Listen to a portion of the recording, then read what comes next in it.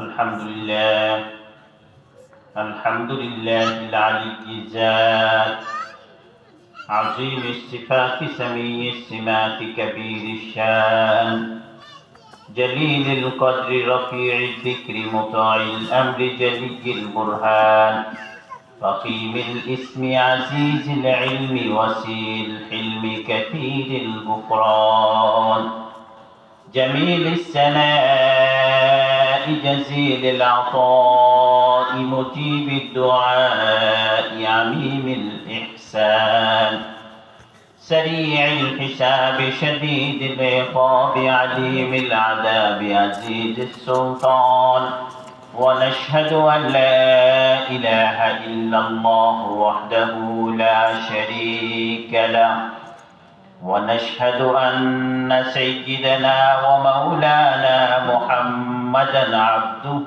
ورسوله أما بعد فأعوذ بالله من الشيطان الرجيم بسم الله الرحمن الرحيم لقد كان لكم في رسول الله أسوة حسنة صدق الله مولانا العظيم وقال صاحب القرآن صلى الله عليه وسلم عليكم بسنتي وسنة الخلفاء الراشدين المهديين أو كما قال رسول الله صلى الله عليه وسلم بارك الله لنا ولكم في القرآن العظيم ونفعنا وإياكم بالآيات والذكر الحكيم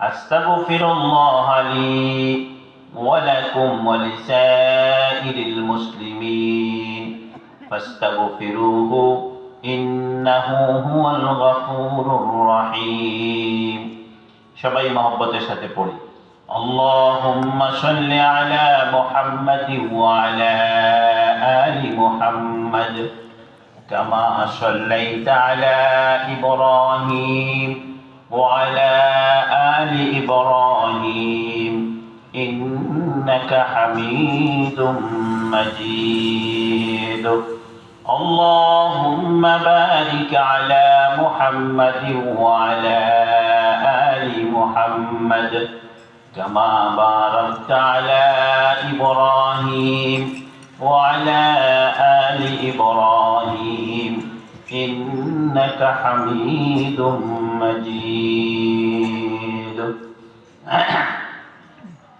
কাটাখালী যুব সমাজের উদ্যোগে আয়োজিত আজকের এই ওয়াজ ও দোয়ার মাহফিলের সম্মানিত সভাপতি সহসভাপতি উপস্থিত হযরত উলামায়ে কেরাম, আমার সামনে বসে আছেন দিন দরদি ইসলাম প্রিয় ইমানদার মুসলমান ভাইরা, পর্দার আড়াল থেকে কথা শুনতেছেন পর্দা নিশিন পরম শ্রদ্ধেয় ইমানদার মা ও বোনেরা, মহান আল্লাহ তাআলার দরবারে আমরা সবাই কৃতজ্ঞতা জ্ঞাপন করি যে এই কনকনে শীতের মধ্যে কষ্ট করে আল্লাহ এবং আল্লাহ রাসূলের কথা শোনার জন্য আমাদেরকে একত্রিত হওয়ার তৌফিক দান করেছেন, সেই জন্য সবাই বলি আলহামদুলিল্লাহ।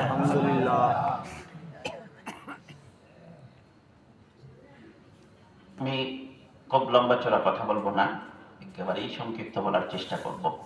আমার পরেও অনেক মাহের আলোচক এখানে উপস্থিত আছেন, ওনারা কথা বলবেন। প্রত্যেক দিনেই আমার আশেপাশে আমাদের সারা দেশেই আনাচে কানাচে দ্বীনের আলোচনা ওয়াজ মাহফিল হচ্ছে, হবে, হইতেছে না কি বলেন? সারা পৃথিবীতেই ইসলামী চর্চা হচ্ছে, ওয়াজ নসিহত হচ্ছে, কিন্তু কেন জানি আমরা অর্থাৎ মুসলমানরা দিন দিন পিছিয়ে যেতেছি। সামনে যাওয়ার কথা আমরা সবাই পিছিয়ে গেছি। সারা বিশ্বেই মুসলমানদের উপরে একটা নির্যাতন, নিষ্পেষণ, অত্যাচার চলতেছে। কি মনে করেন আপনারা? বলে অবস্থাটা এরকম, আমি প্রায়ই উদাহরণটা দিই। যে একটা ফুটবল খেলার মাঠে ছোট্ট একটা ফুটবলের যেরকম অবস্থা হয়, আজকে সারা বিশ্বের মুসলমানদের অবস্থাটাও ঠিক এরকমই। কেনই মুসলমানদের এই অবস্থা? আমরা সংখ্যায় কম বলে না, সংখ্যার দিক দিয়েও তো আমরা অনেক। অর্থনৈতিকভাবে বলে না, অর্থনৈতিকভাবে মুসলমানরা দুর্বল নয়। দেশের দিক থেকে বলে এই দিক থেকেও মুসলমানরা দুর্বল। তাহলে মুসলমান কেন অত্যাচারিত হবে, কেন নির্যাতিত হবে, কেন নিষ্পেষিত হবে? কি বলেন? আমি যে প্রশ্নটা উত্থাপন করলাম, এই প্রশ্নটা কি আপনাদের দিলের মধ্যে আছে? আমার কথা কি বুঝেন আপনারা? কেন এই অবস্থা মুসলমান? আর এই অবস্থা থেকে মুক্তি পাওয়ার পরটা কি? আমি একটা ঐতিহাসিক ঘটনা বলেই আমি আমার মূল কথার দিকে যাব। সেটা হলো যে এই অত্যাচার থেকে আমরা মুক্তি কিভাবে পাইতে পারি। একটা ঐতিহাসিক ঘটনা আপনাদের শোনাই। 80-র দশকে একজন হিন্দু ব্রাহ্মণ ইসলাম ধর্ম গ্রহণ করে। 80-র দশকে, যার নাম ছিল ডক্টর ভগবান শিবশক্তি সৌরভজি। উনি বিশ্বের 10টা ধর্মের উপর পিএইচডি ডিগ্রি অর্জন করেছেন। কয়টা ধর্মের উপর বলেন? তাহলে কত বড় জ্ঞানী উনি! এই জ্ঞান চর্চা করতে করতে, গবেষণা করতে করতে শেষের রিজাল্ট যেটা, শেষের ফলাফল যেটা যেটা ওনার কাছে ধরা পড়ছে, যে দুনিয়ার সব ধর্মই লোকা বাজে, সব ধর্মই লোকা মিথ্যা, ইসলাম ধর্মই লোকা সঠিক। তাই ওনার মুখ দিয়ে বের হলো এই কথা, আশহাদু আল্লা ইলাহা ইল্লাল্লাহ ওয়া আশহাদু আন্না মুহাম্মাদার রাসূলুল্লাহ। চিৎকার দিয়ে বলেন না আল্লাহু আকবার। সারা দুনিয়া হইচই পড়ে গেছে যে এত বড় একজন জ্ঞানী মানুষ, হিন্দু ধর্মের এত বড় একজন পণ্ডিত, যাকে কিনা হিন্দুদের একটা বিরাট অংশ দেবতা মনে করে পূজা দিত, এরকম একজন ব্যক্তি ইসলাম ধর্ম গ্রহণ করলো। কি জন্য করলো? ইসলামের কোন বিষয়টা ওনাকে আকৃষ্ট করছে? ওনাকে দেখার জন্য, ওনার কথা শোনার জন্য সারা বিশ্বের মুসলমানরা পাগল হয়ে গেছে। বিভিন্ন দেশ সফর করতে লাগলেন, বাংলাদেশে ওনাকে আহ্বান করা। উনি বাংলাদেশেও কয়েকবার আসছেন। ইসলাম ধর্ম গ্রহণ করার পর উনি ওনার নিজের নাম রাখছেন ডক্টর ইসলামুল হক। বলেন না আলহামদুলিল্লাহ। কি বলেন? নামটা সুন্দর, হ্যাঁ, ডক্টর ইসলামুল। আমরার মধ্যে তো মুসলমানদের মধ্যে অনেক নাম আছে, নাম শুনে বোঝা যায় না যে মুসলমান কিনা। বোঝা যায়? কাম তো অনেক দূরের কথা, নাম ডাকে না, কাম তো পড়ে, নাম শুনেই বোঝা যায় না এটা মুসলমান। এরকম আছে কি সমাজে? আমরা রাখি এরকম নাম। সেদিন এক ছেলের দিকে এলাম, তোমার নাম কি? কয় প্লাবন। নাম কি বলেন? এই নাও কার থাকতে পারে। আমার কথা যদি আপনার উঠে পড়ে যায় আবার বসেন না। নাম রাখছে কি প্লাবন। অর্থ কি? প্লাবন কারে কয়? বন্যা, বন্যার উপরে যেটা, সেই হলো প্লাবন। বন্যা হলে কি সমস্যা হয়? ঘরবাড়ি, ফসল ফসল সব ডুবাই। যদি প্লাবন আইয়ে, নামের একটা তাসির আছে, নামের কি আছে একটা। আপনি যে আপনার ছেলেটার নাম রাখলেন প্লাবন, এটার একটা তাসির আছে। প্লাবন আইলে যেমন সবকিছু ধ্বংস করে দেয়, সবকিছু ডুবায় ফেলে, সবকিছু উল্টায় ফেলে, এই নামের তাসির এমন হতে পারে, এই প্লাবন আপনার সংসারটাকে, আপনার জীবনটাকে উল্টায় ফেলতে পারে। কি বলেন? উল্টা এরকম। কত কবিরাজের দ্বারা যায়, হুজুরের কাছে যায়, হুজুর আমার ছেলেটার জন্য দোয়া করে। এই অবস্থা, কত চোখের পানি ছড়ায়। কিন্তু এখন জড়াইলে কি হবে? যে সময় ঝরানোর কথা ছিল ওই সময় তো ঝরাইনি না। নাম রাখছেন প্লাবন। সুন্দর নাম রাখবেন, হুজুরদের কাছে জিজ্ঞেস করে। যে কথাটা বলতেছিলাম, ইসলামুল হক উনি বাংলাদেশে আসলেন। সাংবাদিকরা ওনাকে চতুর্দিক থেকে ঘিরে ধরছে, বিভিন্ন প্রশ্ন। তার মধ্যে একটা চমৎকার প্রশ্ন করছে, যে প্রশ্নটা আজকের আমার আয়াতের সাথে সংশ্লিষ্ট, এটাই আপনাদেরকে শোনাবো। যে আপনি আপনি যে এত বড় পণ্ডিত, এত বড় জ্ঞানী মানুষ, আপনি যে ইসলাম ধর্ম গ্রহণ করলেন, ওই সময় তো মুসলমানদের উপরে খুব অত্যাচার চলে। তো মুসলমানদের এই অত্যাচার থেকে বাঁচার কোন পথ, কোন পদ্ধতি, কোন তরিকা আপনার জানা আছে কিনা? যেমন এটা আমাদের জানা দরকার কিনা? প্রশ্ন না? উত্তরটা ডক্টর ইসলামুল হক বলেন, হ্যাঁ, এই মুসলমানদের এই নিদারুণ অবস্থা থেকে, এই নির্যাতন থেকে নিষ্কৃতি পাওয়ার একটা পদ্ধতি আমার জানা আছে। সবাই চিৎকার দিয়ে বলেন সুবহানাল্লাহ। বলেন কি পদ্ধতিটা? ডক্টর ইসলামুল হক বলেন যে আল্লাহর নবী, আল্লাহর একজন নবী ছিলেন যার নাম ছিল হযরত ঈসা ইবনে মারিয়াম, যাকে আমরা ঈসা নবী বলে জানি। তো উনি একদিন ওনার সাথীদেরকে নিয়ে মানুষকে আল্লাহর দিকে দাওয়াত দেওয়ার জন্য বের হয়েছে। তো যে রাস্তাতে দাওয়াত দেওয়ার জন্য বের হয়েছে, ওই রাস্তার মধ্যে যে নদী আছে, রাস্তার এটা ওনার জানা ছিল।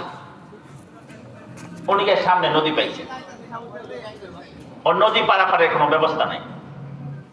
তো আল্লাহ তাআলা প্রায় প্রত্যেক নবী রাসূলদেরকেই আল্লাহর পক্ষ থেকে একটা অলৌকিক ক্ষমতা দান করেছিলেন, কম বেশি, যেটাকে ইসলামী শরিয়াতের পরিভাষায় বলা হয় মুজিজা। নামটা কি বলে? এটা শুনছেন আরো কথাটা, মুজিজা। এটা আপনার বিশ্বাস রাখতে হবে। আদম থেকে শুরু করে একেবারে আমাদের নবী পর্যন্ত সকল নবীদেরকে আল্লাহ যে সমস্ত অলৌকিক ক্ষমতা দিছিলেন, মুজিজা দিছিলেন, এই সবগুলা সত্য।